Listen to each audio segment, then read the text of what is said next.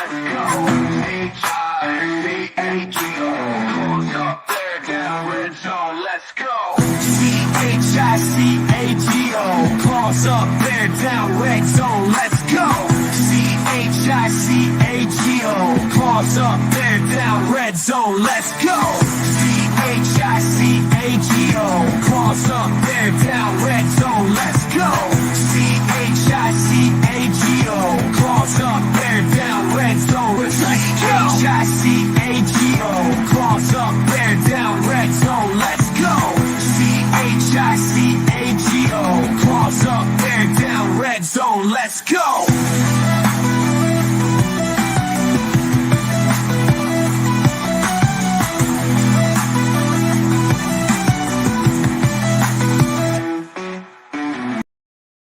What's happening? What's happening?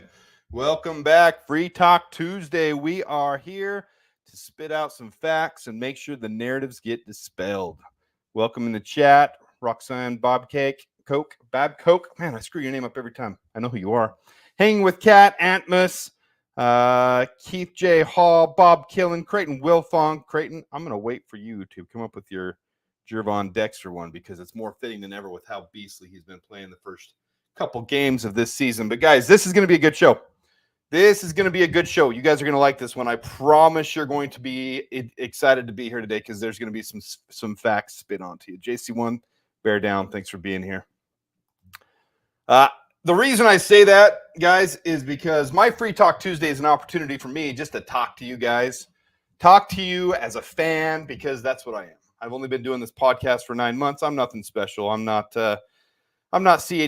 I'm not an ESPN 1000 reporter. I am just a diehard who follows the Bears as hard as you guys do, and I get way too invested, way too emotional, way too dictates too much of my emotions and my feelings. For those of you who were at the live feed for the game with me, you saw that, you witnessed it when Al Shahir, the freaking linebacker for the Texans, started going nuts. I lost it.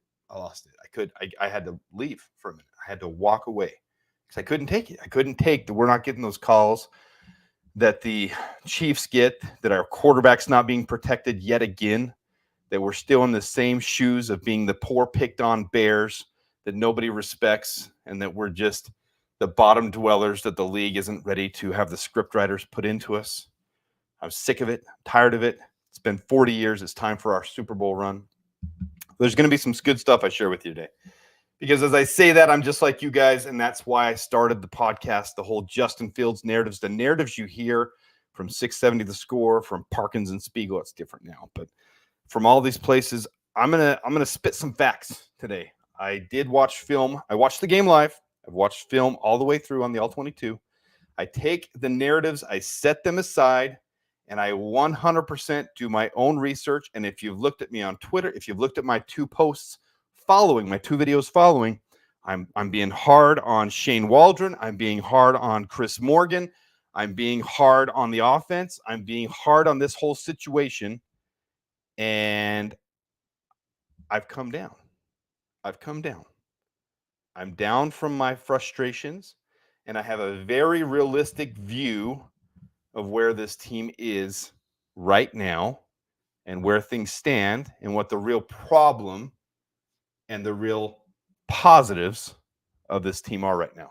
So now that I've laid that foundation, let's have a little bit of fun. Creighton Wilfong. Breaking news, Big Dex had a little acid reflux. Big Dex said, need more quarterbacks to feed my hunger. Anthony Richardson's a big boy to take down, but Big Dex is definitely someone that can do that. He can take him down. All right, Antmus, thanks for being here. Cornelia Squalls, thanks for being here. Afternoon, Bears fans. McFact, appreciate that. Hit the like button if you guys don't mind. Carl, just so you guys know, from Thigh and Smy, Bears Country Podcast, is possibly going to come on and talk a little bit. I like how emotional he is. I don't know if he's going to listen to the first part of this. I hope he does, because then we can recap it when he gets on here. That would be about 20 minutes from now, so we're going to get through a lot before then. We're going to spit some stuff, and we'll go from there. Joseph Gateman, thanks for being here. Andy Anderson, always good to see you as well. All right, and this is solid. Had to take a day away from the internet for a day to get some fresh air. That's what I did. Once I got done with my 2 videos, I laid them out there. I laid out how I felt initially because I think I see things pretty well. I think I have a decent view on what's happening with this team. Um, I've had a decent view on a lot of things, Justin Fields, and I haven't had anybody throwing hate at me since Justin Fields has started off so strong. Interesting how that works because I probably took more flack than anybody for my takes on Justin Fields, and now it's looking pretty accurate. It's looking like I might have known what I was talking about with Justin Fields all along. So I don't know. There might be some good things we learned today. Um, Bob, I love it. Walk me back from the edge, Adam. We're here. Those who don't know, Free Talk Tuesday is my time to just talk to you guys for 30, 45 minutes. I do prepare stuff throughout the night and the day from the week. I work my 9 to 5. I'm doing this immediately after I finish that. So to me, it's kind of like jump in. And all throughout the day, I look at my stuff. I look at my feelings. I did all 22 till about 2 a.m. last night. That's what I did. And I watch the entire thing, and then I slow it down and I break it down, and I enjoy that. And that's why I share it with you guys. So let's look at this team, what the expectations were before the year. And that will lead us into a lot of things that I've discovered through the week. So, yeah, I did see this, Divine. In fact, I might pull it up in a minute. Did you see the NFL clip of CJ giving advice to Caleb? Everyone hating on Caleb because they said he didn't want to listen. I don't know if anybody should be hating on Caleb for anything. He's just shaking hands and getting ready to go to his own tunnel for a loss. But he did respect CJ enough to. CJ said, hold on, come here, listen to me. And it wasn't rude on either side. And then Caleb did. He stopped and listened and said, appreciate that. So I don't know if you can have any hate for Caleb for what he did there. But here was the projections from before training camp started. This was my projection. I'm going to keep showing you all throughout the season, whether I'm right or wrong. No matter what happens, this is here. It's going to be shown each week. It's going to keep coming back, and it's going to be the way it is. So far, things have gone exactly according to plan. Beat the Titans, lost to the Texans. Now, the hard part about this last game was this defense makes it abundantly clear that we have a really good shot of winning every game we're in. And you felt that late into the game last week. And I think the frustrating thing for all of us fans was we only let them score 3 points in the entire second half. But they only let us score 3 points in the second half. So it was frustrating that the offense couldn't get clicking. And actually, let me put me on for a minute. I'm going to give you the spoiler of the whole video because there's so many points to hit. The spoiler of the whole video. Okay, here it is. We're a young offense. Last year, if you guys don't remember, I think everyone does, our offense and our defense struggled through the first 4 weeks of the season, even later than that. But it was some of the worst in the season, and we couldn't get a rhythm. We couldn't get things going. But that was especially apparent on defense as we had a young team that everything was rebuilt and it was coming together. Well, this year, the entire offense was rebuilt, completely revamped. I mean, everything from your center to your quarterback, to your main running back, to 2 out of your 3 main wide receivers, to one of your key offensive linemen. I mean, that's a pretty big rebuild, and it takes time for those things. So I understand the frustration, but here's what's even harder. Caleb Williams started that game 7 for 7. You've got a young team with a brand new offensive coordinator to our team, and we obviously knew what we were doing. We were clicking. We were going. Well, the Texans aren't a scrub team. They're not garbage. They're not trash. They saw this. DeMeco Ryan is a defensive-minded head coach. They adjusted. They sent blitz. They sent stunts. They sent the kitchen sink at us, and they were successful. It worked, and we couldn't adapt and adjust. Well, think about last year. The defense took time to adjust, and then they were clicking. This offense is truly a really, really, really good offense. Look at the key players on it, and there's some injuries. Ryan Bates is injured. Keenan Allen was injured. Roma Dunze was clearly playing on an injury, and there was a couple plays. It drives me nuts on Twitter and different social media sites where people were saying, Roma Dunze was a bust. We should have traded out of 9. We should have got an offensive center. We should have got this, that, and the other. Look at Rome being lazy. We don't know the extent of how much that MCL hurts. He was playing through an injury, and he still played pretty well. There's a couple things that we obviously wanted to go a little different. The touchdown in the end zone, we still scored on that drive, but he had it. He had it in his hands. Even Keenan would have wanted to have his touchdown back. So, I mean, nothing's going to go perfect all the time. See a lot of people jumping in the chat. Appreciate it. Blue Baby, Phil Nation, Divine, Kenneth Hope. I'm not looking at the chat right now. I apologize. Joseph Gateman. I'm just recognizing some of you guys. Jeff Hightoff. Appreciate you guys. Okay, I think I caught everyone. Okay. So with that in mind, guys, it's blatantly obvious that this defense of the Texans ruined our game plan. Now, on an offense that's up and churning and doing what we want them to be doing, you want us to adjust as well, but you have to remember this is a young quarterback with a new entire offense and a new offensive coordinator.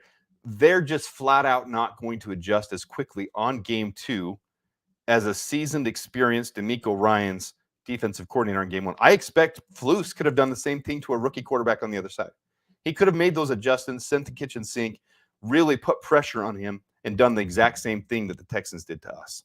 To me, this was a perfect learning game, and social media and the fan base who's used to being so upset has blown this from I'll say it's a 3.5, 4 alarm to a 9-10.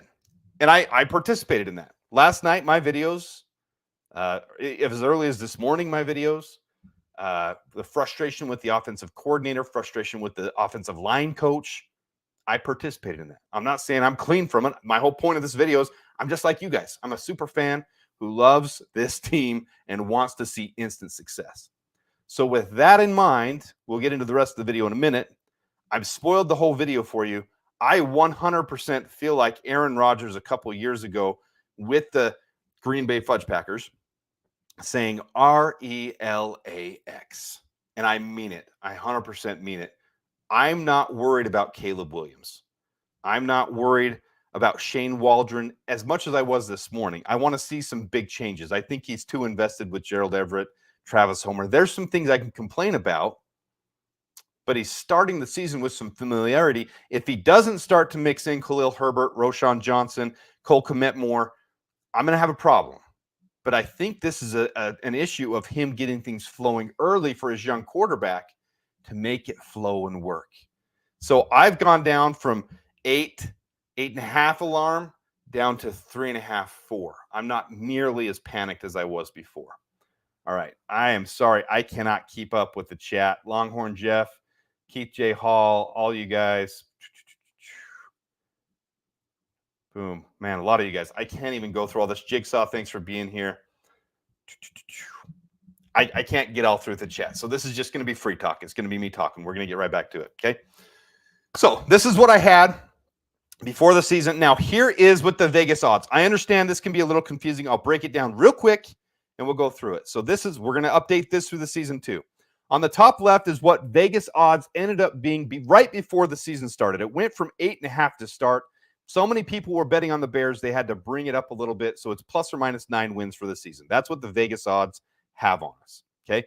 But if you went individually, game by game, it was plus or minus 11. We were predicted to beat the Titans, lose to the Texans, lose to the Colts, beat the Rams, beat the Panthers, even with the Jaguars, blah, blah, blah, blah, blah, on and on and on. You can see that if you go across here from left to right, row by row down, we were predicted to win 11 games, plus or minus.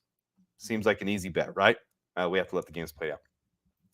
So then when you look at each individual game, look at the Titans right below them.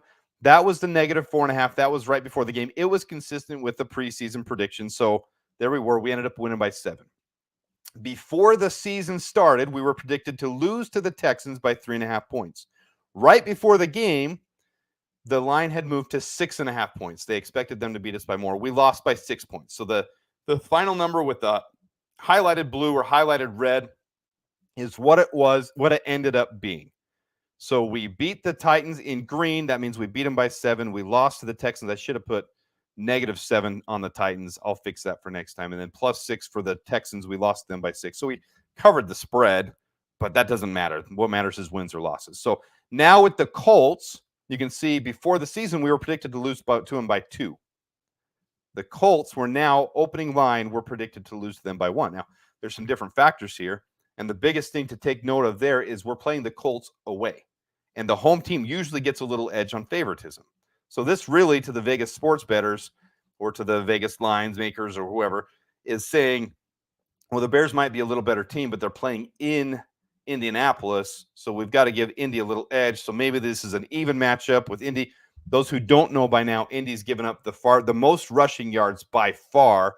That's something they'll work on this week, and they will adjust and adapt. 100%, that's going to happen. You're going to see that, and I don't think they'll give as much of it, but it does give the Bears a good opportunity to get the ground game going so that we can be able to have a different result from the last 2 weeks. So, all right, let's get into this. Man, you guys are chatting today, and I love it. Really, really love it. Okay. So here we are, Free Talk Tuesday. Time to take a breath. That's the main note of this one. Let me get into it for you. This was from my video the other day, the offensive coach candidates that were available. I'm not going to spend a lot of time on this. I'm just going to bring it up because of what I said. I really think Clint Kubiak would have been great here. I don't think Shane Waldron's the bust that a lot of people are professing him to be right now. They're worried about him. I did bring up my concerns with Chris Morgan because of what we're seeing so far. I'm going to table those. Then I'm going to bring to this. This is what we want to see. Okay. So here is the grade so far through 2 games. This is our offense with everything. And it's even both personnel sets with 12 personnel and 11 personnel. You see Everett's there, but it's also got 3 wide receivers. Keenan Allen's not on this because Carter has technically taken more snaps. It is what it is. Now, if you guys remember, I've said from the beginning that I want our starters to be a 65 grade or above. That's what you want to see out of your starters. You want to see a 65 grade or above to be really clicking. You're not going to have that across the board. It's never going to happen. So far, DJ Moore, 67.7, Tevin Jenkins, 73.0, Coleman Shelton, 66.6. And you look at the rest of them, they're a little bit low. Rome Odunze is a rookie. I can excuse that. Caleb Williams, a rookie. You can excuse that. But some things that maybe bring up some worry, some concern through a couple of games, okay? We're going to scooch on over, and I'm going to show you this. Let me move my mug. This is the protection. This is our offensive line. This is our backup guard who's had – this is all the players that have qualified for a grade basically through PFF. And you look, Braxton Jones is 44th ranked of all tackles. Darnell Wright, 50th ranked of all tackles. That's not cutting the mustard to me. But there's, like I said, there's reason for it. Young offensive team. Think about the defense last year. The defense took 4 or 5 weeks. It took a new defensive coordinator. There was a lot of controversy, FBI raiding a house, issues there. I don't think we have the same issues on offense. We just have a young team that has to gel. Okay, so you got 44th ranked, 50th ranked. Tevin Jenkins, 22nd ranked guard. Ryan Baines, 45th ranked guard. Nate Davis, 49th ranked guard. Coleman Shelton, 12th ranked center. So all that hate you guys are hearing out there, all that hate for Coleman Shelton, it doesn't match up with what's on tape. They're showing you the lowlights. Instead of the highlights, they're showing you the lowlights of Coleman Shelton. And it's absolutely asinine to me. Yeah, he's got a couple really bad plays each week, and they're noticeable. But really, it's defense is adjusting to a young rookie and a young team that has to cohese. They're not on the same page week 1, week 2. It's not just there. But Coleman Shelton is actually playing really well. And I'm not just saying because of the PFF grade. I said this last week in my video. I said it last week all through the week that they're crapping on him because they wanted Connor Williams, because we wanted Zach Frazier, because we wanted Jackson Powers Johnson. And I agree, that would have been nice. But there's a reason your rear view mirror in your car is this small and the front windshield is this big. There's a reason for that. There's no point in looking. That's done. We're going to do it all year. We're going to keep doing it. Everyone does, because that's what we gauge things off of. We have to look at Justin Fields. What would it have been like? How would it have been? What would it have been like if we traded down? We could have got Zach Frazier. We could have got a whole haul of picks. We could have done this, that, the other. Everyone's going to do it. But the reality is we got a veteran center who's been on a Super Bowl contending team, who has a lot of reps and experience, who all through the preseason, people have talked about how he's helped our young players he's helped people come along, and he's good at calling out, being vocal, calling the schemes, calling what he sees. Okay. So I'm not going to be crapping on Coleman Shelton. I'm actually really happy that he's here. Let's extend him now while it's cheap for another year while we draft a center to have him learn behind Coleman Shelton. That's honestly my opinion at this point. You don't have to agree with it. In fact, I know most of you probably won't agree with it, but that's my opinion. Cole Kmet, 41st ranked tight end, not cutting the mustard. Gerald Everett, 61st ranked. Excuse me.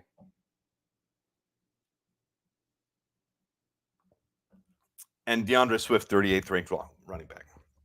So while this doesn't look the best to us on paper, when you listen to Matt Eberflus in the press conference, I don't think it's just lip service. I really don't.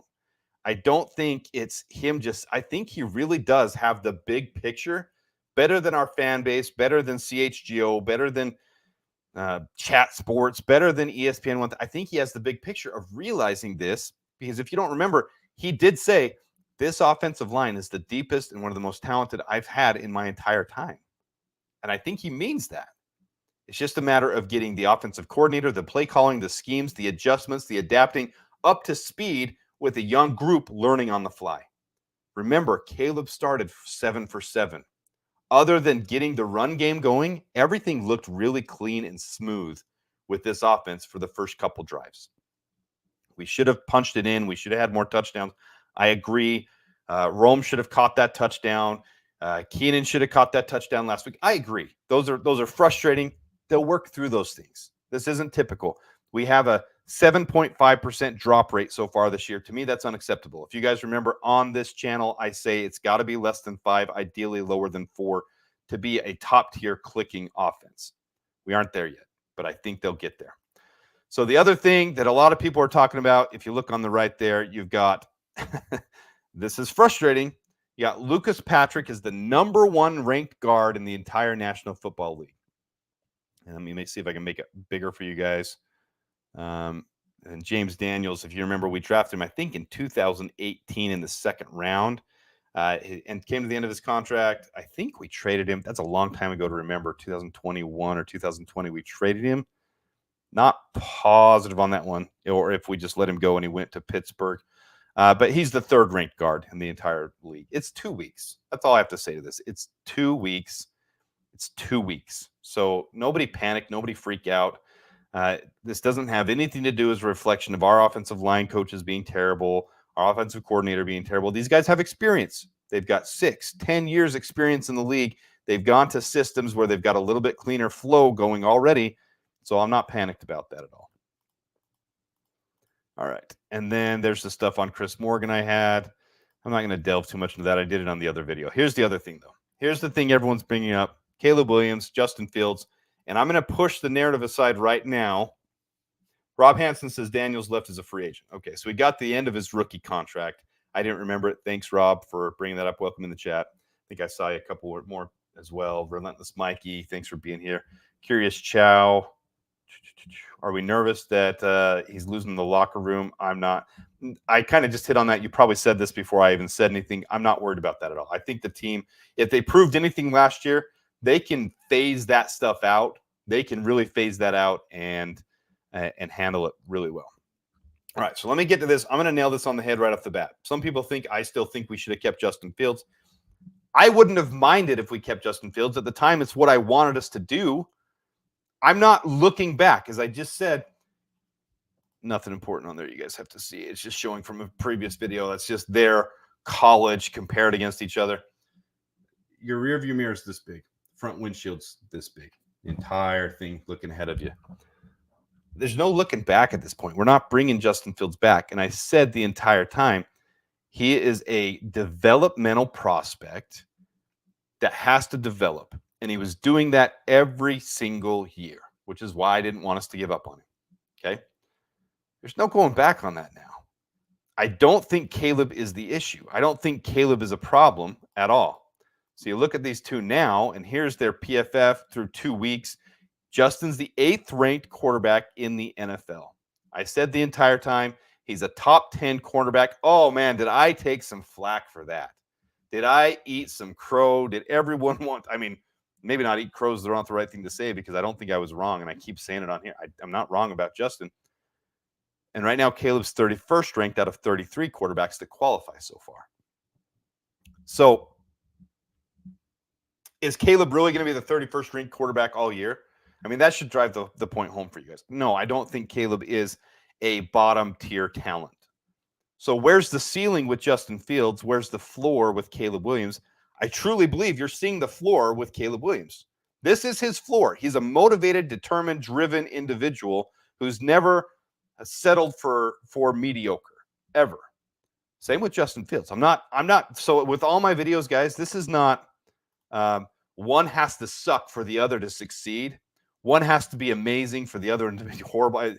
I don't believe that. I really believe by the end of this year, both will be top 15 quarterbacks in this league.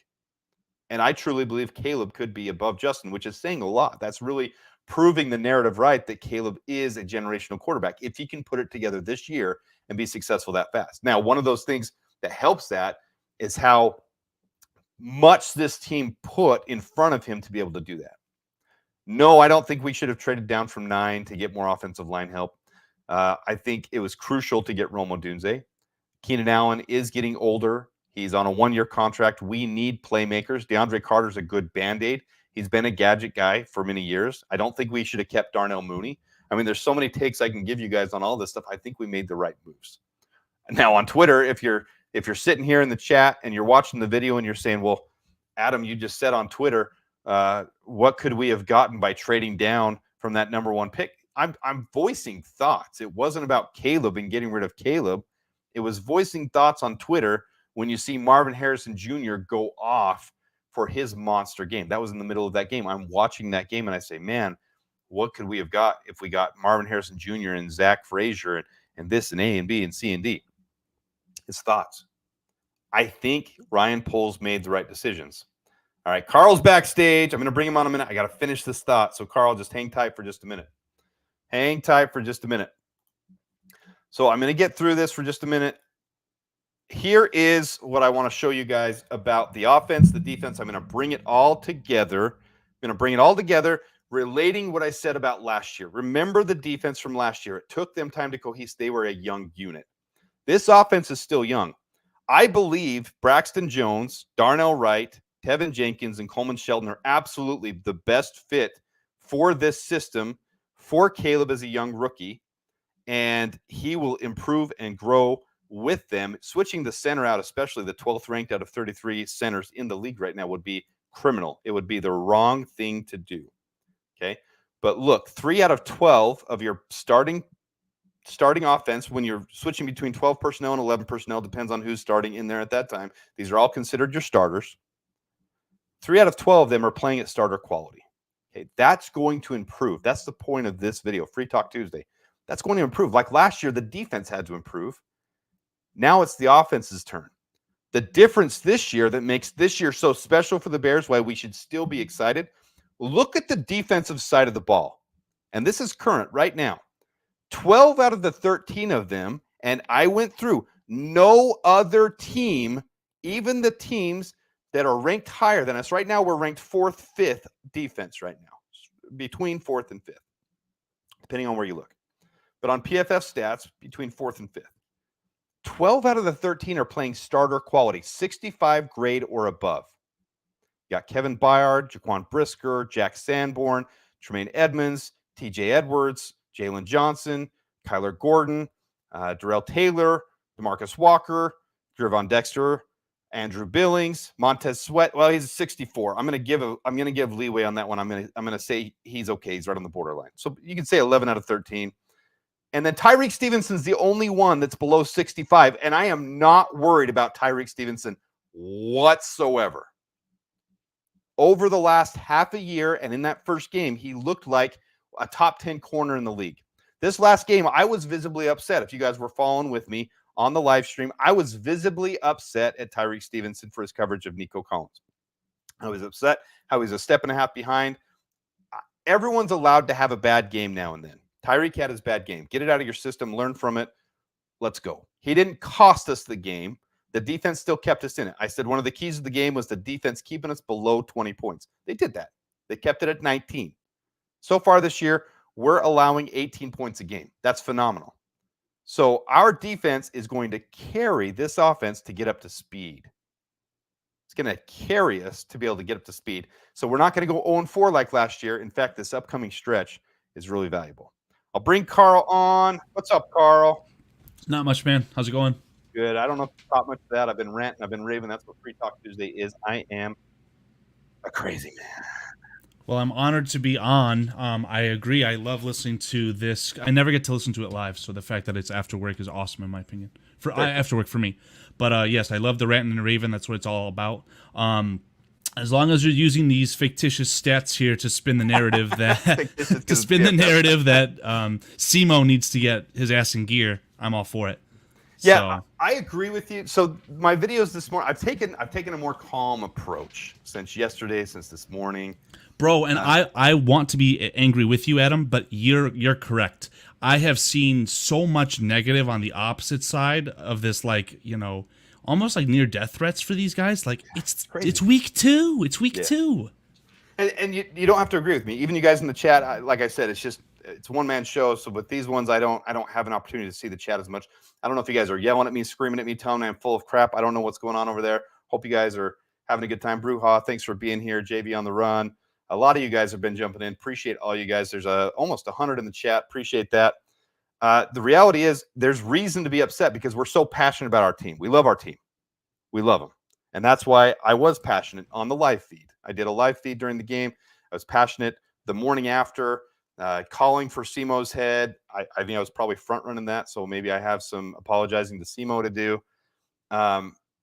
But the reality is what I've just pointed out, this defense did the exact same thing last year. They were young like the offense is this year. So why are we willing, and we weren't last year, willing to give the defense leeway, but now that it's fixed, now that we feel good about the defense, we're willing to say, okay, yeah, that was fine. It worked out. We got up to speed. So why can't we do the same thing for the offense when we know they're young, when we know Rome's a rookie, we know Caleb is a rookie, we know that Coleman Shelton is a highly rated center that has Super Bowl experience, and he's working with a rookie quarterback who, by all means, maybe there's problems with cadences at the line. Maybe he's still learning how to call out things. Maybe there's adjustments that he has to learn that he's going to keep working with his quarterback coaches, who we apparently have a good one. And why are we calling for their heads when we lost by 6 points and we held the Texans? Because I think it's because we felt like we could have won that game. I can't see that. We're going to have to pull it up. 6 points on a road loss by 6 points to a Super Bowl contender and their stadium. Yeah. With a new offensive scheme, with a new rookie quarterback, with key contributors on offense who are new to the system. So it's mind-boggling. Yeah, it's rough, but it's what we all do. We're fans. We want to see it. We want to see the right now because we see the potential. We look at this and we say, okay, Tevin Jenkins is a stud. Braxton Jones is improving. Darnell Wright showed enough last year to show us that he, has it. He's a top 10 pick. We've got Coleman Shelton. We brought him in. We've got Keenan Allen. We got DJ Moore. And it makes us feel like we should have instant success. But the reality is that's not reality. I mean, you can't hit the ground running that fast and be. And to that point, that's why I've accepted that we're seeing a lot of Gerald Everett and a lot of Travis Homer, is because those guys are familiar with the system. Now, I still am of the camp that Cole Kmet needs to be the player who has the most snaps for the Bears at the tight end position. Roschon Johnson should not have a pristine, clean jersey and get punched in the face and not have any usage. We need to see some Roschon Johnson. But I agree, the expectations were so much higher than they were last year, and we want that all immediately. The good news for the Bears fans and for the Bears in general is that they're coming up a stretch of games here against lesser opponents who are dealing with some injuries. So hopefully the Bears can take advantage. Perfect. I mean, why can't the Bears win 3 in a row? Oh, absolutely. I mean, why can't they? My expectation is we do win 3 in a row at this point. You got DeForest Buckner. I wouldn't call the Rams an expectation, but yes, their 2 starting wide receivers are out. Yeah. Like 2/3 of their starting offensive line is out. I get it. I think that McVay has the potential to be the best head coach in the NFL. I think extremely highly of Sean McVay. So I don't want to pencil that one in as a fat Dubski. But they could easily win that game. Well, you see what happened with them against the Cardinals, and I realize it's a week-to-week thing. But when you see a team go down to the Cardinals 41-10 and the way the Cardinals absolutely dissected them, there's no reason Caleb can't do the same thing against the Rams with their secondary that Kyler Murray just did to him. There's no reason we can't. Totally agree with you. Yeah, on paper, the talent between the Cardinals offense and the Bears offense, even without Keenan Allen, it's really similar in my opinion. The Bears could have the edge. So for those who don't know, the Colts had issues with Kwity Paye and injury. They have DeForest Buckner that's basically gone. They have Juju. He was put on IR today. Yep. And they're talking about potential season ending is what I mean by that. But he's out at least 4 games. So he'll be out for our game.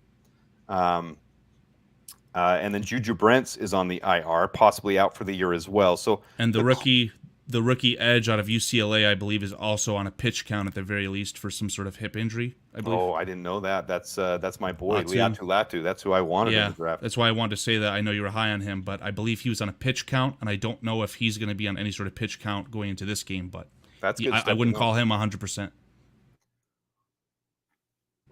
I didn't know that at all. Lucas Patrick. That was one thing, man. I mean, I liked Lucas Patrick as a human. I thought that his play at center was terrible. And he had this one interview where he stood out, where he said, someone asked him what position he wanted to play, and he said, the coaching staff knows what position I want to play. And to me, it felt like he wanted to play center. But I know you're using the PFF stats to say that Lucas Patrick is the number 1 offensive lineman in the NFL or guard right now. I don't know about all that, man. Well, and caveat that, it's through 2 weeks. So the Saints have absolutely slaughtered it. The Saints are killing it, and they did it against the Cowboys, so you can't just say that was garbage stats because the Cowboys are one of the best defenses. You could say they're one of the best defenses, but they didn't bring anyone in, right? They obviously brought in whatever draft picks they had, but free agency-wise, all they did was lose. Yeah, they lost at least Stephon Gilmore, and they're bringing in a new D coordinator with Zimmer, who Zimmer appears to be a boneheaded move by Jerry Jones. Yeah, but the defense still has like 2 very high-rated, top 20 cornerbacks as well, so they didn't lose a ton. And they did lose a little. And Micah Parsons is an all-star. We know how much talent they have on paper. Man, I got a tickle. But we saw what you love to poke the Packers. You say the Packers suck, all this good stuff, which is true. But what did they do to Dallas in Dallas? So I wouldn't call that team iconic come on now. by any stretch. That's in the playoffs. The Dallas, the Cowboys are. It doesn't matter who they're playing in the playoffs; they're going to lose no matter what. It's their kryptonite. They could be playing the Panthers and they would have lost. Amen. So, that would be what a meltdown that would be. I don't know who the super star-studded Cowboys fans are anymore, besides Skip Bayless. But imagine they just bypassed the season, played the Panthers, and lost. Imagine that reaction. That would be so crazy. That would be a meltdown. So right off the bat, the Colts aren't a gimme. You still got to do your preparation. You still have to prepare. But I don't see a world where the defense doesn't keep up what they've done. They take away the 60-yard passes from Anthony Richardson. He had 3 of them in week 1 against the Texans. You take those away, and then he's a 50-50 quarterback. You're going to have some games where he plays really well. He's got a good receiving core, good tight ends, but their offensive line is a strength as well. But I don't see us struggling against that with our secondary. And then on the other side of the ball, they're giving up the most rushing yards in the league right now. So if nothing else, we should be, and they don't blitz nearly as much as these other teams. So Caleb should have a chance to be able to get a good mix. This is the game that we need for us to get a good mix going. Get Khalil Herbert. I don't like the tidbits, sorry, Adam, about the running stats. The Packers lost their starting quarterback, and that awesome head coach of Green Bay was able to say, you know what, this quarterback we acquired, Malik Willis, is trash. So let's just have a full running attack, and they designed it perfectly. I don't think the Colts were ready for it. I think the Colts' run defense, even without Buckner, is better than what they showed against the Packers. What about against the Texans? What about the Texans? I can't really recall. I know that the Texans scored a lot of points, though, close to 30 points.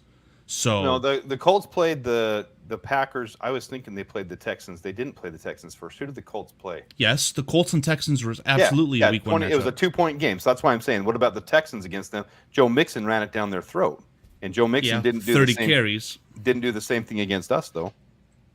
Right, yeah. The Bears defense, I don't even know if I want to touch that. I mean, the way that they were able to let the Texans drive down the field on one of those last series, but then get a fumble and then give the offense a chance to win the game. I don't know if that was the exact sequence, but it's really given me some 2006 vibes, man. I don't want to put a ceiling on the Bears defense anymore because they are proving me wrong each week. I think they're good, but they're proving to be even better than that. Well, one of the differences in that game, we didn't get any turnovers. Kyler Gordon almost got a turnover, and it was really exciting when it happened. If we did that, we probably could have won that game. I mean, that would have flipped the script. They scored on that literally, drive. yep. And They scored on that. Wow. They scored on that drive, and we would have had the ball in good field position. We probably would have that flipped those points, and we're probably winning the game. So we didn't get any turnovers. We know that Matty Eberflus in Hard Knocks alluded to. He didn't come out outright and say that their goal is 3 interceptions a game, but they alluded to it. He said it multiple times when they had 1, 2 more. When they had 2, 1 more. They want 3 interceptions a game. They've publicly said they want 40 turnovers this year, that they want 20 peanut punches and they want 20 interceptions. That's what they said the goal was. And we didn't have any. We lost the turnover battle by 2. So you think we kept that within 1 score. We had a chance to win at the end of the game, and we didn't get the turnovers. That's pretty huge, actually, if you think about that. It is. It's absolutely huge. I mean, the Bears linebackers are playing out of their minds. I am just blown away with how good Tremaine Edmonds is playing. Yeah, exactly, Bruja. That's the play I'm talking about. Is actually Cam Akers that they forced to fumble on, I believe. So you're right. I didn't mention that, Bruja. That's worth bringing up. That's why I put it on the screen.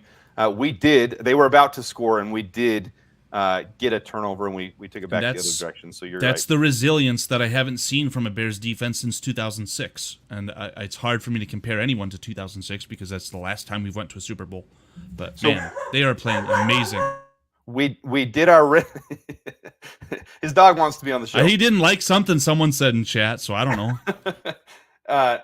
I did my rankings, and I had the Bears. I think it was down to 17th ish. I'm not positive right now. And I had some people saying the Bears are way too high. The Bears are this, the Bears are that. And I said, I don't have them in the playoffs right now. I've taken them out of the playoffs, but it would be criminal for me to take the Bears any lower with this defense. This defense alone has the ability to win every single game we're in. Even when you're playing a high-powered team like the Texans, they kept the Texans down to 19 points. I think so many people, because we had an opportunity to win and we didn't do it. We didn't show that clutch. We didn't come down and win at the end. So many people are upset that they overlooked that fact that, man, we kept the Texans to 19 and they only scored 6 points in the second half. That's pretty phenomenal. 3 points. Yeah, it was 3 points. I think the Bears. It was 3 points. The Bears both have only given up 3 points in the second half of both games combined. I did a podcast with a Texans-based group. They're the Just Fans podcast. They gave a prediction for what they thought would happen with the Bears game, and each of them said at least 35 points against the Bears defense. I was dumbfounded. I was like, guys, this is a really good unit. You can't expect that. Listen to them after the game. Of course, they're happy that they won, but they were blown away with how good the Bears defense is. Yeah, and everyone should be. And that's the difference this year. I'm going to take back over to here. That's the difference this year that I want to show. And this is small and it's hard to see. This was from Twitter, and this is comparing last year to this year. Now, EPA, I put the definition up top so those could understand it who don't have a full grasp of it. I mean, it's just a metric to show how well a team performs over what they were expected to. That's all it is. So if you start on your drive at your own 2-yard line, there's a very low probability of you scoring points on that drive. If you go score points on that drive, you're going to have a higher EPA than you should have. If you get a turnover and you're on the opposing side's 30-yard line, there's a high probability you're going to get at least 3 points. And there's a decent probability you're going to get 7. So if you get the 7, you're going to have a higher EPA. You're going to go up. That's all it is. Expected points added. Your plus is good. Your minus is bad. So here, this is last year. This is the Bears in 2023. You got your offensive EPA on the horizontal axis here from left to right, and you got your defensive EPA on your vertical axis, top to bottom. So obviously up is good for defense because you want negative EPA. You want to limit teams for their expected points. You want to have them have a negative EPA. And you want on the bottom axis from left to right, you want to be on the right side because you want a higher EPA. Last year, the Bears, this is by week 2. Okay, so I'm going to clarify. This is through 2 games. Through 2 games last year, the Bears were obviously 0-2. Their offensive EPA was around -2. So we were doing worse on offense than we were supposed to. And our defense was allowing more than they were supposed to. We were 0.2. It's not highlighted on the one on the right, but here's 2024. Our defense is doing better, even though this is a team that was already expected to have a really good defense. We're allowing a 0.2 EPA better than we were expected to. And if you look above that axis there, you've got the Chargers, the Saints, the Vikings, the Steelers, and us. We're a top 5 defense. This shows that. So we're a top 5 defense.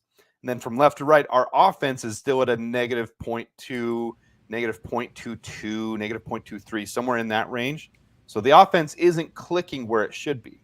And the point of this, I was just going to say, just to my very brief understanding on this, 2023, the Bears, regarding their offense, I believe, are on the right side of the -0.2, and in 2024 on the left side of the -0.2. So our offense is doing worse than last year. well, we were expected to do more this year than last year. But the point of all of this is that last year we were doing both worse on offense and defense. And this year, our defense, even though it was a highly touted defense, is doing better than it was supposed to do. So it's keeping us in those games while the offense can get up to speed. Right, Now, and I remember you said that the Bears' defense actually didn't start off as hot as they finished last year. The Bears' defense finished really strong last year, but they didn't start off perfectly before Montez Sweat. But just in like a very idiot capsule, so to speak, being on the opposite side of that bordered line feels like it's a monumental change. And they've literally gone from the bottom of the graphic to, like you said, now they're a top 5 unit. It's this impressive. is supposed to give everyone feel good feelings. This is what this is. This is at least regarding the defense, yeah. we're not in this dire straits. Let's fire everybody. Let's can everyone. Let's be done with it. Let's screw it. We're on to 2025. Let's go for that number 1 overall pick and get a new offensive line and tackle and everyone, and we'll fix it all next year. We're not even close to that point, but that's what it feels like with a lot of people and right now. the ironic thing to what you just said is that the Bears do have both draft capital and money to make a push next year. So if you're in this kind of weird state like me a little bit, I think that next year is the year that we can be even more optimistic.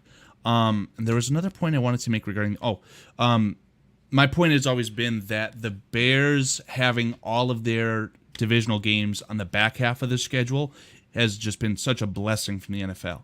Because imagine that we have this rocky offense, can't get our footing, whatever you want to say, while we're playing our divisional opponents. Imagine we ended up losing a game to the Vikings. Imagine we got swept by the Lions before Caleb fully grasped this offense. We'd be in a much worse position than just, again, losing a close game to a Super Bowl contender in their stadium. Yeah, I agree 100%. It actually ends up being ideal for what we want, to have it go like this. Yes, the Texans was rough. It's a wake-up call. It's a knock in the chops. It's whatever you want to call it. We kind of expected this to be a loss to start with. I did. I counted it as a loss before the year. Me too.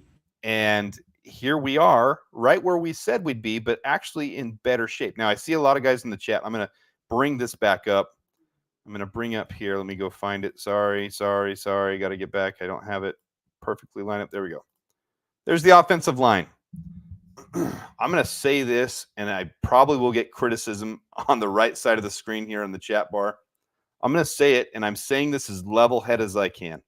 I said it earlier. I didn't expound on it. Braxton Jones, Tevin Jenkins, Coleman Shelton, and Darnell Wright are better options than anything out there right now, in my opinion. They've built cohesion with each other. And anyone wanting to replace Coleman Shelton hasn't watched the tape on him. They're watching the highlights or lowlights that people are pointing out. They're not realistic. Where he Coleman got Shelton tripped. is not playing poorly. He's got 4 or 5 bad lowlight that it makes him look bad. He's getting bull rushed a couple times. He's having a couple stunts come at him. He helps a double team, and he has a stunt come around him. Doesn't look good on those plays. If you do that for every one of these guys, they're going to have that throughout every game, throughout their entire season, throughout their career. It happens. Not everyone has a perfect game, has a perfect career. It's not gonna roll that way.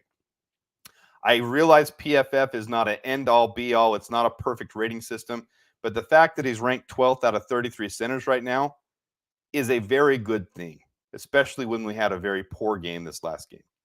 If you don't think the narratives are real in this fan base and with what people say, look at yesterday right off the bat. And I was a Twitter warrior defending it. Right off the bat, people were saying, we had pressures on 36 out of 37 snaps. I said, well, that's not accurate. Let me go research this and look into it. Multiple pressures happen on the same play.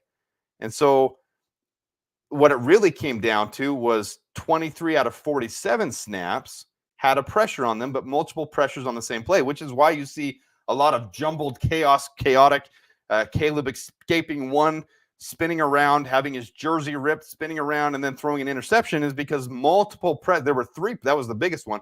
There were three pressures. Three different players on the defense on that play got a pressure on the same play. And that's why I love to poke and prod the bear here named Adam Mason. When I say PFF is subjective and fictitious, it's not necessarily that the stat makers are creating fake stats, but it's that these Twitter keyboard warriors are able to spin whatever narrative they want by using them incorrectly. So good on you for pointing that out. And there's always some nuance to it as well. I saw there was one play that was going around for Nate Davis where it looks like he's doing a walkthrough rep in a live game, just totally missed, didn't go for anyone.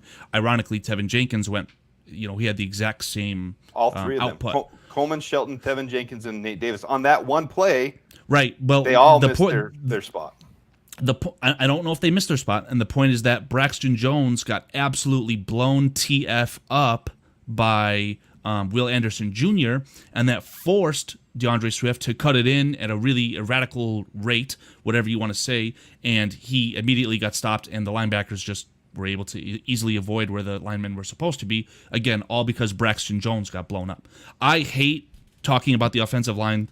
I think it's low-hanging fruit for the Bears fans because ever since Olin Kreutz retired, well, now we suck, which kind of is true, but I don't know what I'm talking about when it comes to the offensive line. So I like to listen to guys who know what they're talking about, Olin Kreutz, whoever you want to say, and they say that the Bears are not doing too well, but I agree with you, and you're using the stats to spin the narrative that the Bears' offensive line is definitely not this bottom, 32nd in the league, worse than the Panthers unit.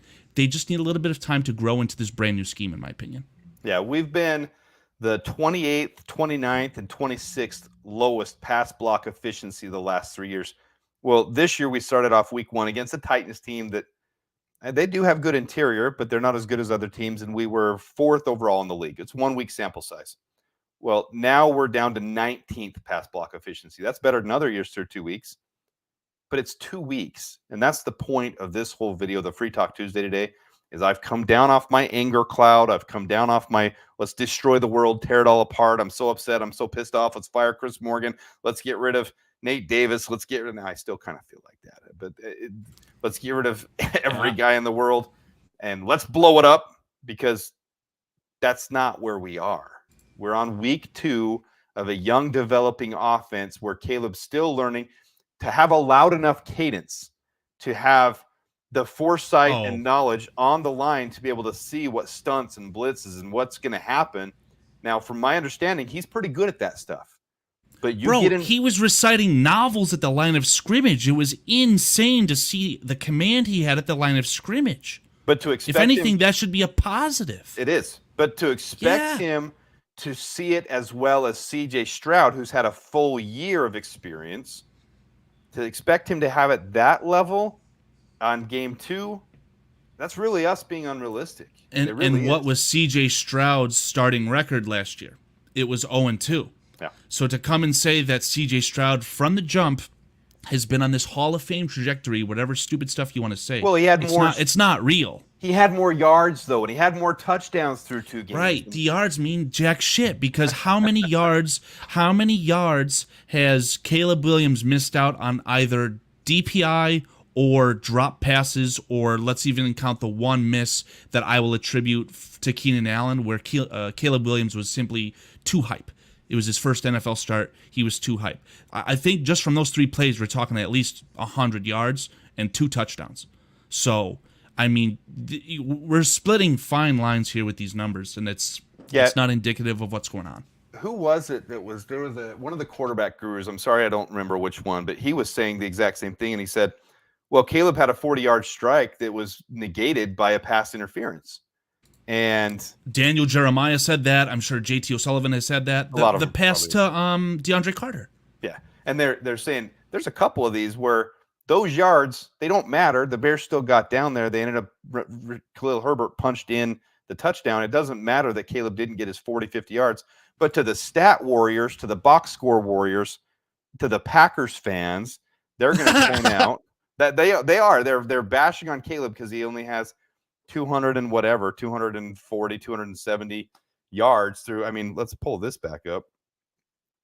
Let's go over. And while you're doing that, Cliff Victoria in chat is saying, by the bye week, we will have a better idea of where this team is at. I'll take it one step further. Let's see where the Bears are at the game after the bye week. Let them go through the bye week, make their adjustments, and then play that game. Then let's see exactly what's going on. So this goes to prove that your stats don't mean everything. Here's through 2 weeks. Look at the middle blue part right here. 273 passing yards for Justin Fields, 267 for Caleb Williams through 2 weeks. And Caleb is 31st while Fields is 8. I love you, Adam. Thank you for using the power of your PFF subscription to say that these stats are bull. All that matters is the wins and losses. Caleb said that early on. That's absolutely spot the heck on. And oh my God, Caleb Williams lost his first NFL game, and we're going to talk about body language or poor attitude in the press conference, whatever it is. That's all BS. He cares. Yeah, that was so interesting too, because they showed the side by side of Justin and Caleb in there. And I even the listened, end of the world. I listened to who was it, man? I'm sorry. We're free talking, so I didn't have this prepared, but we're spitballing, and one of the analysts said, "I don't see it like that. To me, it didn't look like Caleb was dejected and frustrated. It was, I just went through 3 straight series of having my ribs cracked like a professional boxer. Oh my God, I'm getting hammered. This is me exhausted." That was what he said. I don't see that because Caleb didn't turn on his line. He didn't turn on everybody else. He wasn't yelling at everyone. He wasn't making a scene. It was, I'm hurting. I'm going to power through this. I'm going to make it work. And PFF doesn't tell you how many times he got hit in the head, right? You'd have to locate those plays and watch that for yourself. Yeah. I'll try and do that if I'm being honest, maybe for the Thursday show over on Bears Country Productions, man. Because I swear to God, Danielle Hunter, I always rant and rave about him, okay? So my girlfriend is a Vikings fan, so I'm kind of stroking her ego a little bit there. But Danielle Hunter literally looks like an AI-generated anime character. His traps are fucking nuts. I'm sorry for swearing. They are nuts. So if this guy's hitting you in the head 2-3 times, essentially unblocked, because he had a really nice move to essentially juke out Darnell Wright like he was Thomas Jones. Yeah. If you're getting hit in the head by that human, that's not good. Hold on. And it's... Go ahead. No, my phone was going. Sorry. No worries. I mean... Yeah, so for Darnell Wright to have his worst game of his career so far, which actually there was one game that was worse, against Danielle Hunter and Will Anderson Jr., I'm going to give him a little bit of a pass, too. I'm not super stressing out about that. He's a second-year player. Literally, this is, game 18 for him? And this is, again, a brand-new system for him. So, yeah. All right, so to bring back up the point here, this is the perfect, ideal opportunity for the Bears now. You've got your rough game. You've got a squeaker game where the defense carried us. Then you got your rough game. The Colts is the perfect opportunity for us when they've been giving up those runs. And I realize it's different week to week, and you can't say the Colts are the worst at run defense. It's not reality with what they've faced. And like you said, with the Packers had the game plan that way. They have one of the best offensive minds in the game. I don't think they're going to be giving up the Bears 200 yards of rushing. I really don't. Yeah, I'd be happy if the Bears got it going enough to break 125, 130, 140 yards. That would be good. Let's get one player, probably DeAndre Swift, over 100 yards, and let's try and give this offensive line some confidence. Because I personally feel that when they call consecutive run plays, that's when they get the vibe going. And I think that once they can establish the run, and then you call a play action, which is a passing play, but it's blocked as a run, which they probably would prefer, That's the recipe for success, man. And when you have DeAndre Swift deviating from where he needs to be running, or just absolutely getting blown into behind the line of scrimmage before he even gets a chance to get going, it's not going to work, and that's why we're seeing these struggles. Yeah, so key to the game here, we've got to get the run game going. We've got to get that flowing, and so you're going to see that early on. And they've got to mix it up enough. I don't know if you saw the graph that I showed on my other video. Caleb didn't even have a chance to throw downfield. I mean, most of his success was within 10 yards. He's not even, but we have to mix up the run game to get that flowing. What's the idea of the shotgun formation? It's to allow you to be able to throw the ball with a little bit extra time because you're not having to worry about anything else except getting into your spot and releasing the ball. Yeah, 1, 2, 3, drop back, look, you read How number 2, many? get it out of your hand. Exactly. How many plays were they in the freaking shotgun? I feel like it was at least 75%, which I don't know if that's a characteristic of Shane Waldron, but I hope it isn't.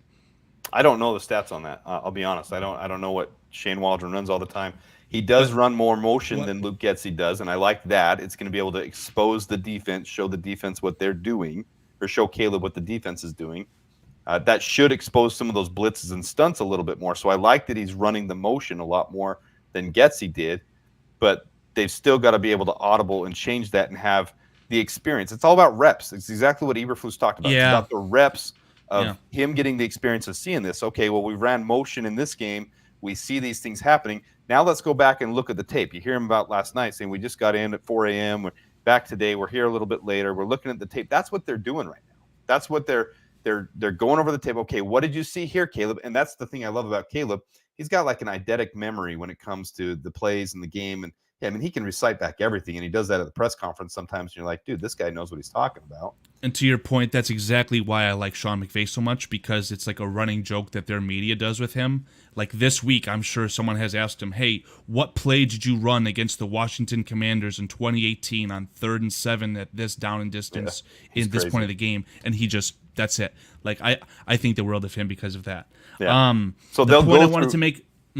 You go ahead. Just want to say the point on that was regarding some continuity on offense.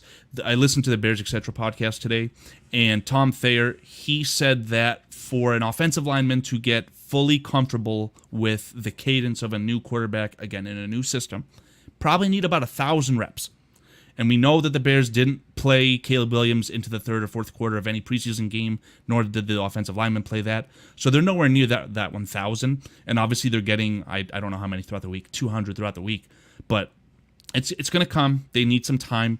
The slate of schedule in front of us is very favorable for that. Again, let's see how many wins we can rattle off. I think that of the next 3, you could win them all.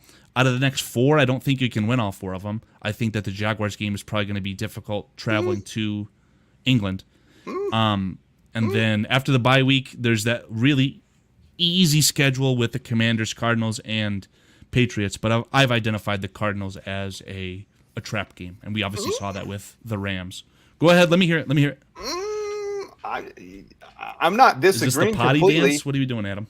I'm just going to say you don't think we can win all 4 of them. I don't agree with that. Because think about it. If we can get things flowing against the Colts, get the run game going, and get Caleb to get a little bit of all he has to do, he started that game 7 for 7. All you got to do is get him some more reps and some confidence, reading the defense, seeing what's happening.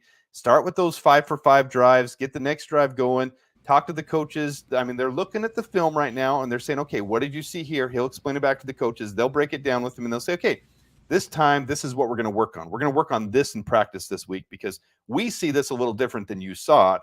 We're going to help you adjust and adapt here, and we're going to work on this. Get him a little bit of experience with the Colts here. Get the ball running, get the playmakers. I mean, that's the big thing they've talked about all offseason. Get it out of his hands, get it to the playmakers, let them do the work. Well, it was hard to do that when DeAndre Swift was going east to west instead of north to south and getting -2 yards, +1 yard, -4 yards, +3 yards. It's hard to do that. Then you got to call a couple screens. You got to get a couple out flats. You got to get a couple, and it just wasn't flowing. Well, if you can establish the run against I mean, how many times did we have second and less than 9 yards? Rarely. I mean, I don't remember it happening at all. So you've got second and long, you're limited. We hand it off to Khalil Herbert on first down, and we get 7 yards, and all of a sudden it's 2nd and 3. There's options. You can open it up. You can expose them. Get Caleb a little bit of experience. All of a sudden, a really quality win against the Colts where the offense and the defense were clicking. Then you're at home against the Rams.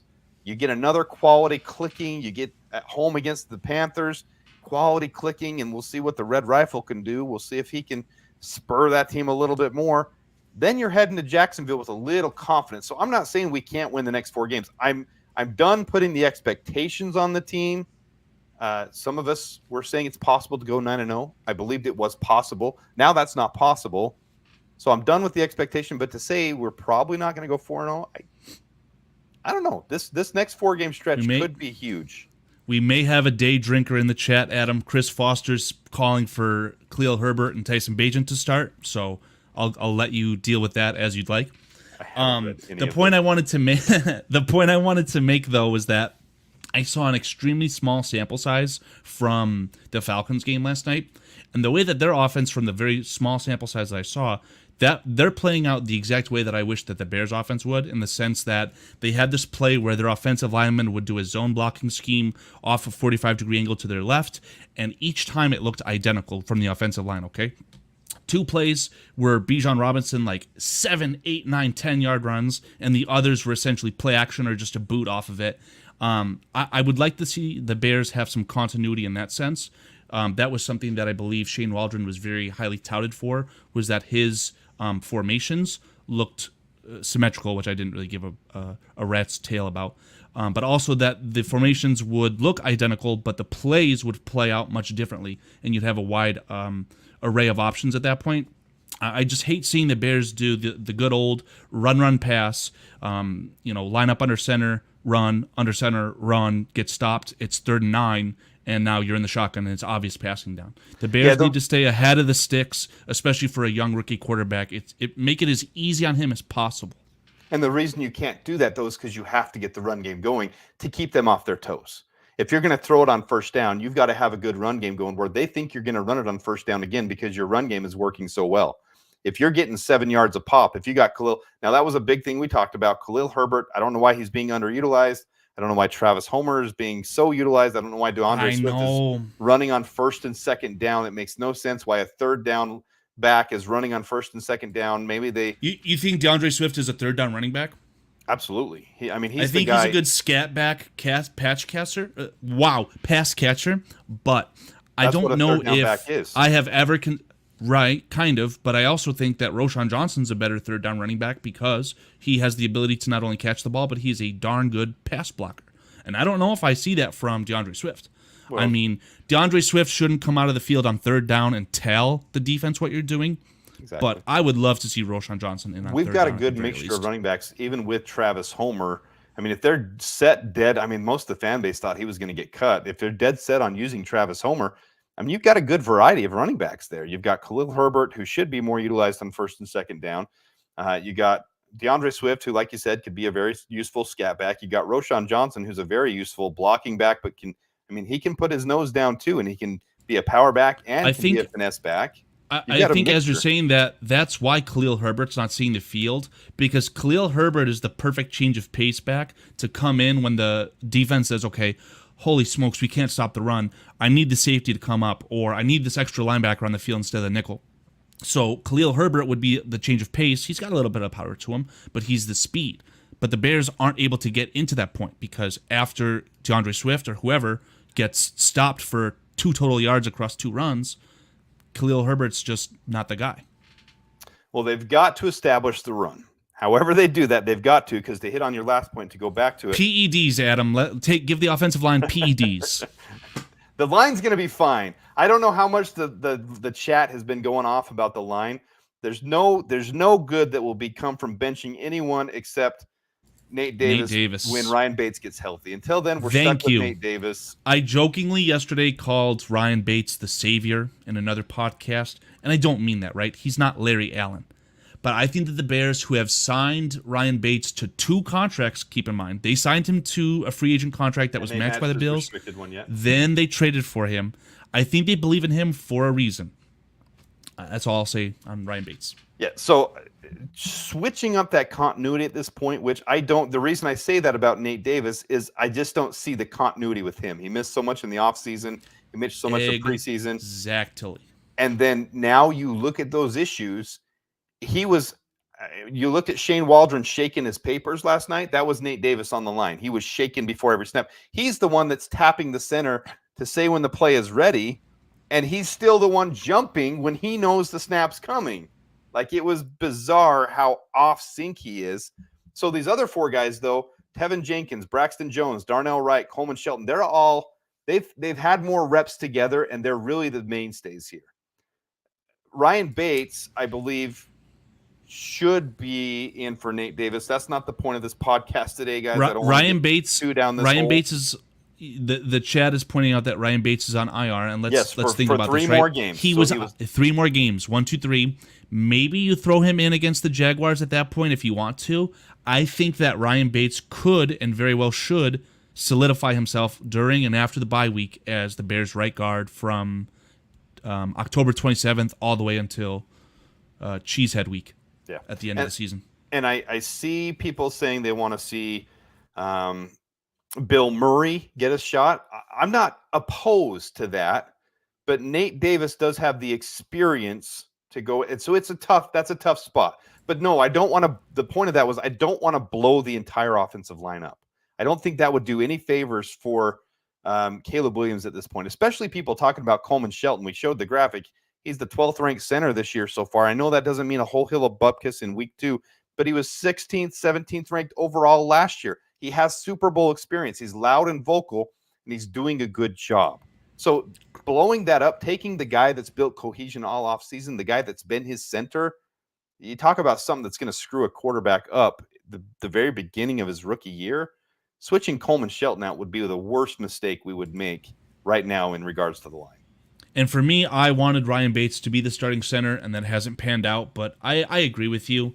The only thing that concerns me is if I'd like if the Bears, if I could have like an Adam Hogue ask this to like a Chris Morgan during one of these interviews that the Bears do every week. Who is responsible for calling the protection at the line? And I'm sure they wouldn't answer that because that'd be probably giving away too much. But as you're seeing during that Monday Night Football game last night, Jason Kelce was saying, hey, my entire career with the Eagles, I was the one calling the protections at the line. I'm the center. I was handling that. Now, instead of having Cam Jurgens take over for that, a second-year player, they're having their superstar, in quotes, highly paid at least, quarterback Jalen Hurts take over for that. So the Bears might already have Caleb Williams just say, fuck it, you are going to be the one who is in charge of calling the protections, but I don't know if that's Shelton's assignment or not. And the interior offensive line, what's been happening is that even the most simple stunts, they're really getting screwed up on that, man. They just can't figure it out. So I don't know whose fault that is or what the case is, but they're not in sync. That's the whole point of today's podcast is last year, the defense took 4, 5, 6, 7 weeks. It really took till midseason and even a Montez Sweat trade to be able to get them in sync.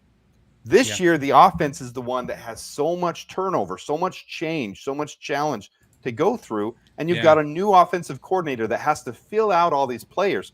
He's been with a whole different group of players.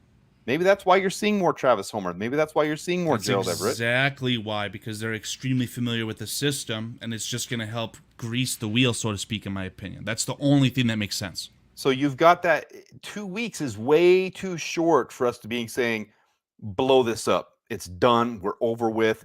Tevin Jenkins is not getting his extension. Braxton Jones looked like a bum again. Darnell Wright was a absolute bust of a top 10 pick.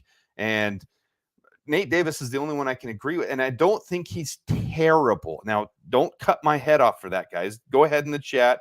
Screw me up. Make me take the brunt of that. But he does have the experience.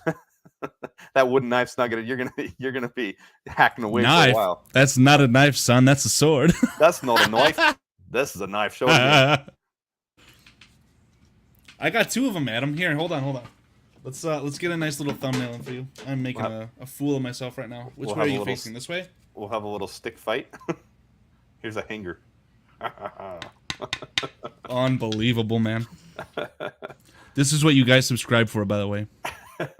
So it's not time to to chop their heads off. It's time to. In fact, I do this at the end of my videos lately. I'm going to go show now my prediction. And now, be ready. What is this, Chris Foster? In a few weeks, left tackle Braxton, left guard Adam Mason. This is the potential day drinker. Yeah, he's no, having some zingers in chat. He's definitely a Bears fan. I've been looking into stuff. I'm good with him. He's got the zingers going at the very least, though.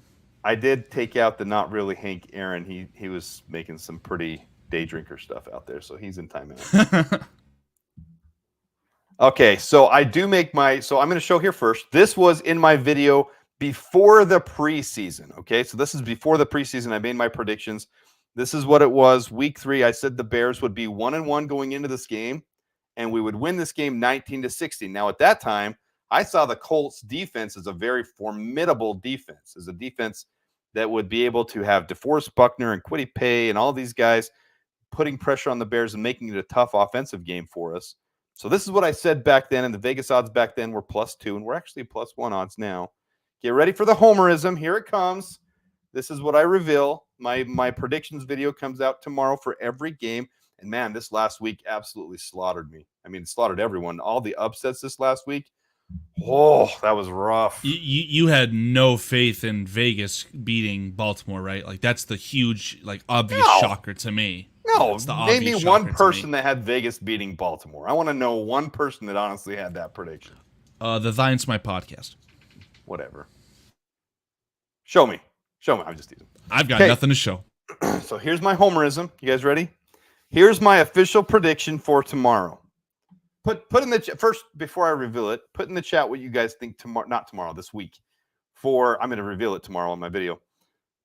What do you guys think the score of this game will be? And I'm already telling you, mine is homered up. This is an absolute homer. I think the defense will continue to do its job. The run game will get going, which will free up Caleb, which will make the offensive line's job easier. They're going to have a little bit more of a breather. They're going to be able to breathe in this game, and then we can get that deep ball threat going.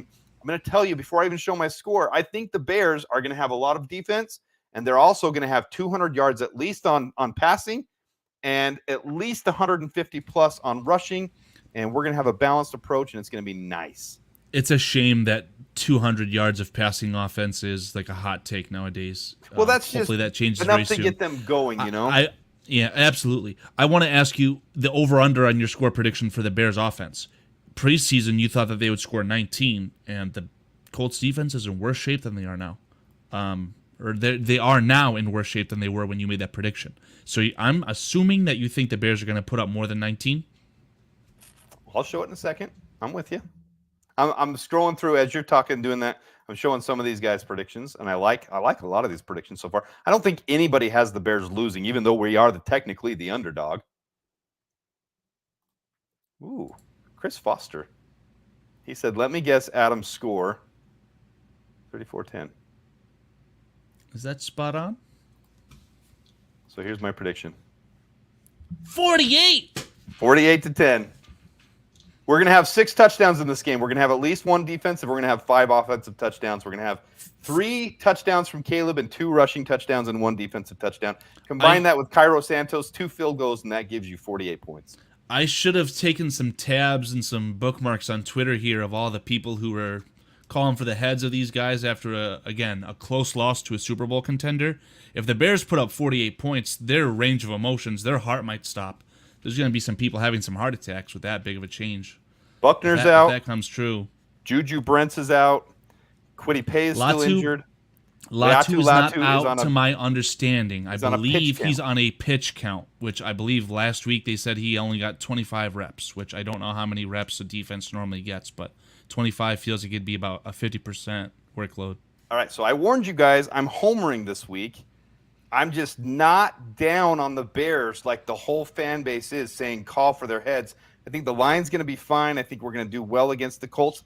Is this realistic? Are we going to score 48 and hold them to 10? Probably not. Because if we get up that much, we're going to be running the ball a ton. We're not going to be throwing touchdowns down their throat. If this score happened, we'd have to be like this. I think it was the Saints last week who scored on their first 6 possessions, 5 of those being touchdowns. So if this scores happens, that's what's going to happen. 5 touchdowns. You threw in a defensive touchdown drives. Too. Yeah. Yep.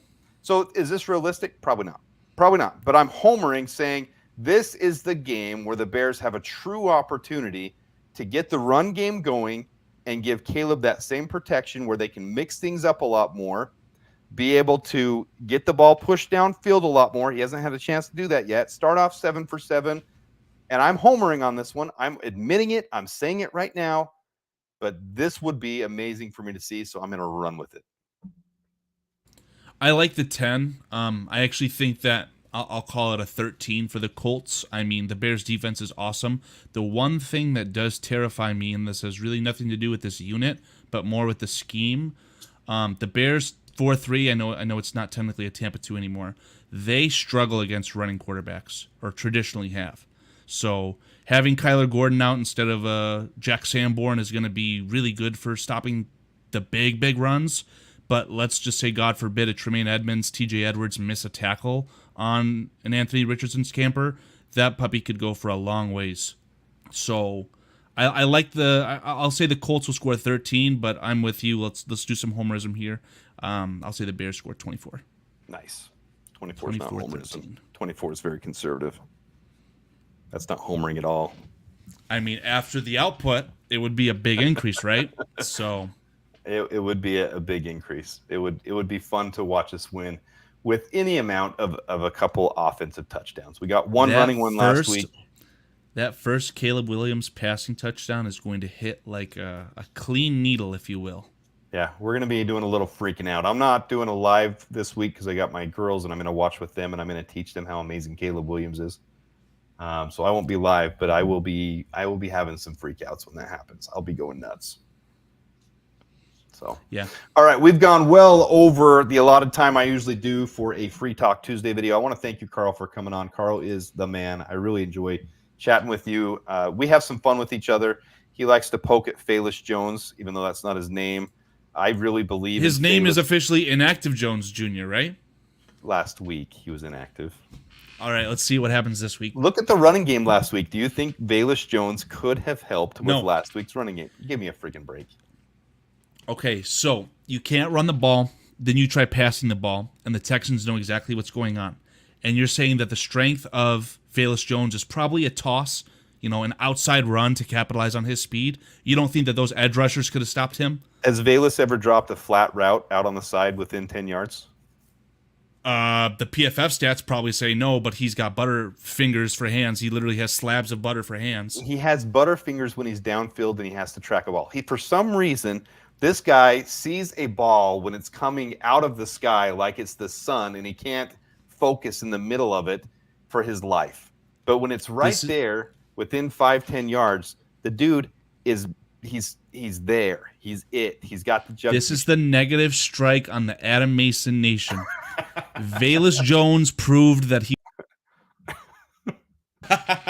Sorry, you do it on your. I just had to do that. Valus Jones is proved. Perfect. No, Valus Jones has proved that he is not a good football player. His wins above replacement is in the negative category. If you made a chart like that one that we saw earlier, so many fumbles, so many turnovers, you can't not. How can you allow a positional player that isn't a prominent role, right? How can you allow this player to have consistent, repeated failure? I always say when I'm screaming at the television into the void when these things happen, if I had as many mistakes as Valus Jones had at my job, I'd be fired.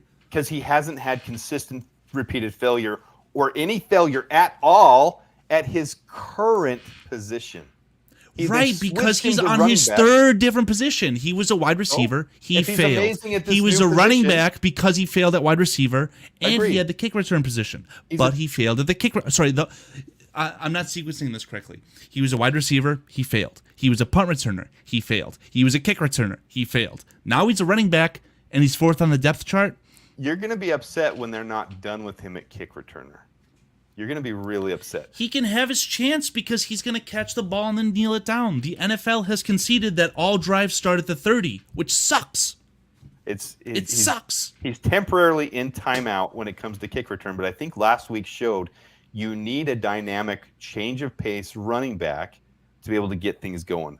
I'm predicting now. Khalil Herbert. I agreed on first and second. So you're talking two different things. The big difference is DeAndre Swift. Now I'm not saying don't go nuts on me, guys. Can you put that latest comment on the screen with Riday? We could have had a fourth for Velus. A 4th-round pick was never offered. I don't think it was confirmed that it was or was not offered. But what happened was he said, I will only allow him to be traded for a 4th, or that's what he valued him at. But what they were saying was they were debating because a 4th is what he would go as the lowest for, alluding to the fact that they got offered a 4th and it was still a tough decision. I don't know if he was offered a 4th. Agreed. Nobody knows, but that's what it was. So there's a debate. We're picking at needles here, and there's a debate. But anyways, I don't agree with trading him for a 4th either. I agree with Ryan Poles there. Back off, little bonehead, for here a minute.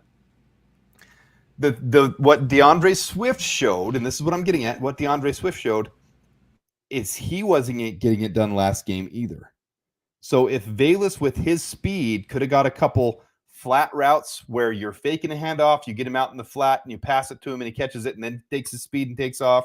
If then you pitch it to him, they tried pitching it with DJ Moore. They tried pitching it with Rome. It wasn't going because the speed wasn't enough to get around. Velus does have a dynamic unit to him, a dynamic approach to him that makes him special. He's in timeout with kick returns. He's probably never going to take a punt return again. Using him as a wide receiver, using him as a wide receiver is not the smart thing to do, especially when you're trying to push the ball downfield with Caleb Williams. So he's got a dynamic front to him, and he is going to keep defenses guessing. You haven't seen the end of Velus Jones. I'm not saying he's the savior. He's not the end-all, be-all, but there is a role for him on this team, and we'll see how that pans out over the next month or two. If it means him succeeding and the Bears having success because of it, I'm all for it. Me too. But cut Velus Jones Jr. Get out of here. Literally, get out of here, Carl. We're done. We're done with this. We went a little longer. Thanks for you guys for staying in, for chatting with us. This is a lot of fun. I do appreciate Carl. Every time we get to hang out with Carl, it's a lot of fun. Appreciate all you guys in the chat. I can't go through all of you, but there's been some really good discussion in there. And I'm sorry I didn't get to see all of your comments. That's the hard thing about not doing the producing and doing multiple people and doing this whole thing. That's what you get. But I hope we had some good comments, some good things for you guys to think about. More than anything, I just wanted to bring up, it's week 2. We kind of anticipated this is where we would be. We have to give the offense some time to gel. Even Chris Morgan, even Shane Waldron. I'm not done with them yet. I'm just like every other Bears fan. I'm reactionary. I'm frustrated right when things happen, right when they're going on. I see this. It panics me. I'm frustrated. Why is this happening? Why are we giving up so many pressures? Why is he getting sacked 7 times? Why is this happening? I'm so mad. I'm upset.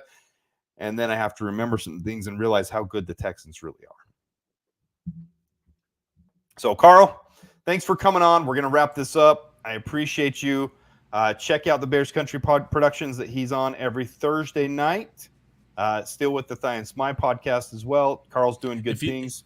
If you guys want some extra super special Vitality / Bears Country podcast content, the Bears Country Productions will all in their entirety be on Bare Their Souls tonight. So if you guys want to take a look, feel free. Bare Their Souls. Check it out.